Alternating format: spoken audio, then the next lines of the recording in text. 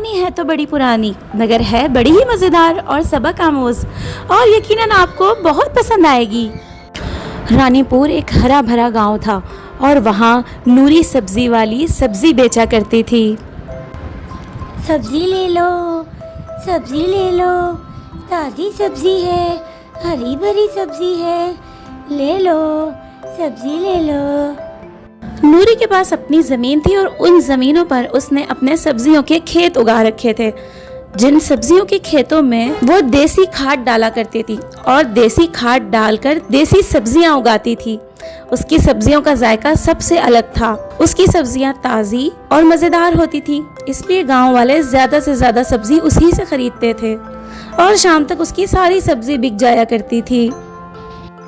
नूरी बहन, तुम्हारी सब्जियां तो बड़ी तरोताज़ा होती हैं, जरा एक पाव बैंगन तो तोड़ दो। अरे भैया, एक पाव बैंगन में क्या होगा? अरे वो तो कचरे में ही निकल जाएगा। लेना है तो 1-2 किलो लो।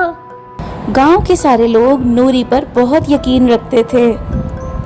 उन्हें एतबार था कि नूरी की सब्जियां ताज़ी हैं और नूरी अपने खेतों में असली खाद डालती है, जो कि देसी खाद होती है। एक दिन नूरी सुबह सुबह अपने घर से निकलती है और सब्जियां बेचना शुरू करती है। वो पूरे गांव में गली गली कूचे कूचे घूमती है और आवाज़ लगाती चली जाती है। सब्जी ले लो, सब्जी ले लो, ताज़ी सब्जी है, हरी भरी सब्जी है, ले लो, सब्जी ले लो। लोग उससे बड़ी तादाद में सब्जियां खरीदते हैं और शाम ढलते ढलते उसकी सारी सब्जियां बिक जाती हैं। नूरी वापस घर जा रही होती है कि इतने में पीछे से एक आदमी उसे आवाज देता है। अरे सुनती हो नूरी बहन, जरा ठहरो। अरे मुझे भी कुछ ताज़ी सब्जियां देती जाओ। भैया, सब्जी तो खत्म हो गई। तुमने बड़ी देर कर दी आने में। अब मैं कल ज़्यादा सब्जी लेकर आऊंगी, तुम फिर सब्जी ले लेना। नूरी घर पहुंच जाती है और खुशी खुशी पैसे गिनती है। इतने ढेर सारे पैसे गिनकर उसे बड़ी खुशी मिलती है कि आज तो बड़ी अच्छी अच्छी सब्जियां बिक गईं और अच्छे पैसे बन गए। लेकिन उसे इस बात का दुख होता है कि उसका एक ग्राहक वापस चला गया। सब्जियां तो अच्छी बिक गई, पैसे भी बहुत जमा हो गए, मगर एक बात का बड़ा दुख है, एक ग्राहक बेचारा वापस चला गया। क्यों ना मैं ज़्यादा सब्जियां उगाऊं और ज़्यादा सब्जियां बेचूं। अब नूरी के दिल में लालच जाग जाता है और वो सोचती है कि मैं ज़्यादा सब्जियां उगाऊं और जल्दी जल्दी उगाऊं, ताकि मेरा कोई भी ग्राहक वापस ना जाए और मुझे इससे भी ज़्यादा पैसे मिले। अगले दिन से नूरी अपने खेतों में देसी खाद डालने के बजाय केमिकल वाली खाद डालती है, जिससे सब्जियां तेज़ी के साथ उगना शुरू हो जाती हैं और देखते ही देखते उसका खेत सब्जियों से भर जाता है। लेकिन नूरी ये नहीं जानती थी कि ये खाद सेहत के लिए कितनी नुकसानदेह है, या फिर यूं कह लें कि अब उसे पैसों का लालच आ गया था, इसलिए वो ये सब कुछ कर रही थी। अगले दिन से नूरी सब्जी बेचने निकलती है और ज्यादा तादाद में सब्जियां लेकर जाती है। वो सोचती है कि आज ज्यादा से ज्यादा सब्जियां बेचूंगी और ज्यादा मुनाफा कमाऊंगी। गांव के लोग उससे ज्यादा से ज्यादा सब्जियां खरीदते हैं।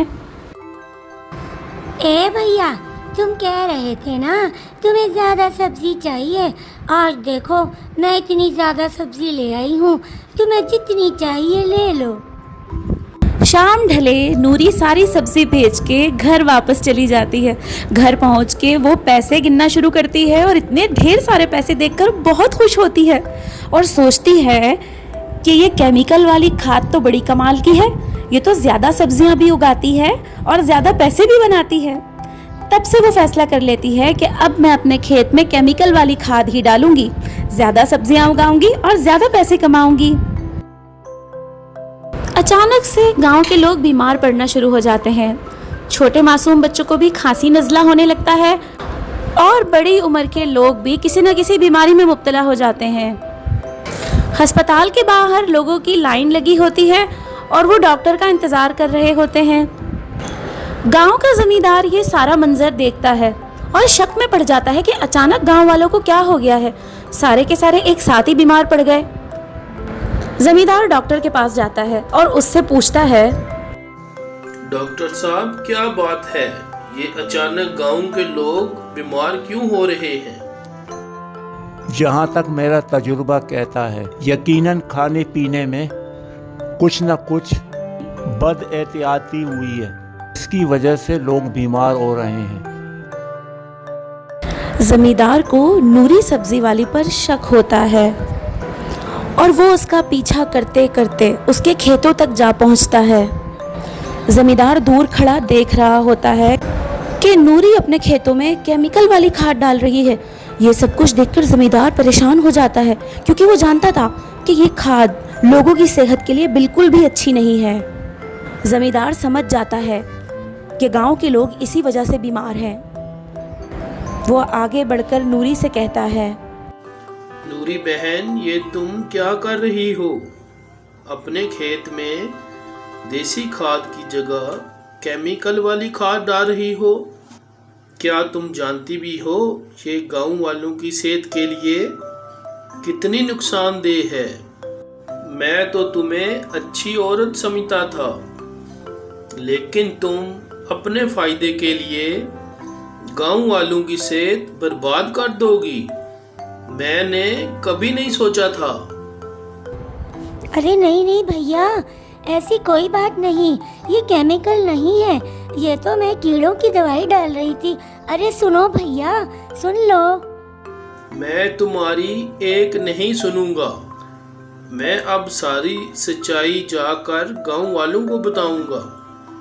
तुम एक लालची सब्जी वाली हो जो अपने फायदे के लिए कुछ भी कर सकती है।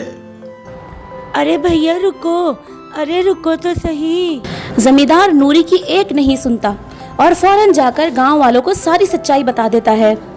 गांव वाले नूरी की सच्चाई जानकर बहुत अफसोस करते हैं कि हमने नूरी को क्या समझा था और नूरी क्या निकली।